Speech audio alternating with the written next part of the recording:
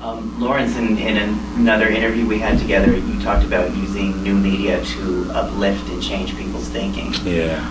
Do you see this project as doing that? Absolutely. I mean, it just bothers me of all the reality series about marriage, and as soon as the series are over, all those people are divorced.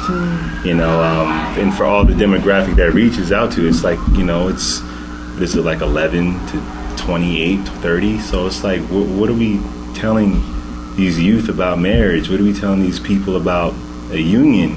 It's not supposed to be hellacious. It's not supposed to be something that you should run away from or be scared of. It's work.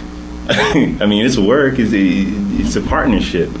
So what I want this to do is just change their minds about marriage and show them, if you have two people who love each other and are willing to make it work, it's going to work. And if you have two people that don't want it to work, it won't work. But I just want them to change their mind about it. And also outside of marriage, just give them something to watch that after it's over, they feel like, oh, that felt good. I feel good. As opposed to they watch it and they're like, man, what did I do today? I feel horrible. And I'm not knocking, you know, different TV shows, let them do their thing. But over here, I want them to feel a little bit more better going out than they came in.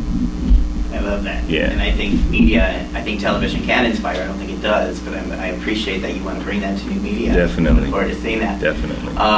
One more important question here. Yes. A lot of people in your promo have noticed about a second of a very specific scene.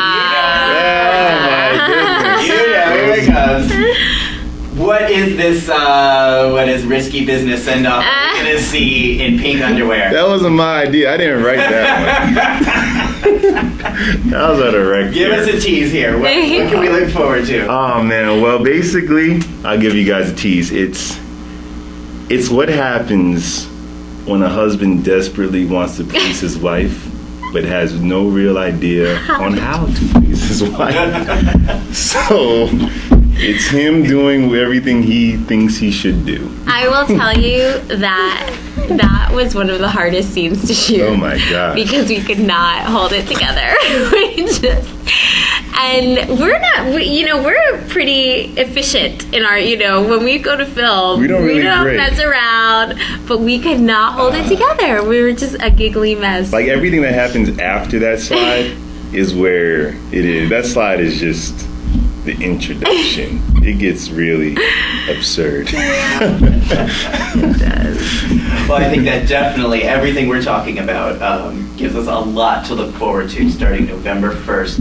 Now this will be on YouTube. Mm-hmm. It'll be on YouTube. You can type in WED-LOCKED on YouTube, but it'll also be on www.saint-victor.net, saint-victor.net. And we have a Facebook page, so be our friend, and we're on Twitter at WED-LOCKED on Twitter. Great. Are these based on any real life situations, or are they completely fictional? It's so weird, because when I first started writing it and I sat down with Karla and we came up with the stories, we were using the Remy Christina character types. So they have a bit of what Remy and Christina would do mixed with what me and my wife go through, mixed with some of your stuff. So it's this mixed with stories that we've heard from others. We've really been sourcing from a lot of different people and talking to people about people who've been married for 50 years, people who've been married for a year, who've been married for 10 years, and really trying to find out, what is this thing, And I find that it's not something huge. It's not like this big, like, you're gonna leave me thing. An episode is something as simple as, why do you keep leaving the toilet seat up? I fell in, but that's a real thing, and I didn't realize, my parents, 40 years, we're still arguing about that. Exactly. And that's a real thing. And that's what that's the beauty of WED-LOCKED, is that you watch it and you go, yeah, you can really relate to it. It's those little things that, what? Why are you still really doing that? And from my point of view, the man's point of view, of course. Well, look before you sit. Right. And then and that's where the communication is like, is he serious? Is she serious? Yeah. And that's where the stories come out of. Yeah. Great. Is there anything that you'd like to share with us that we haven't asked you about?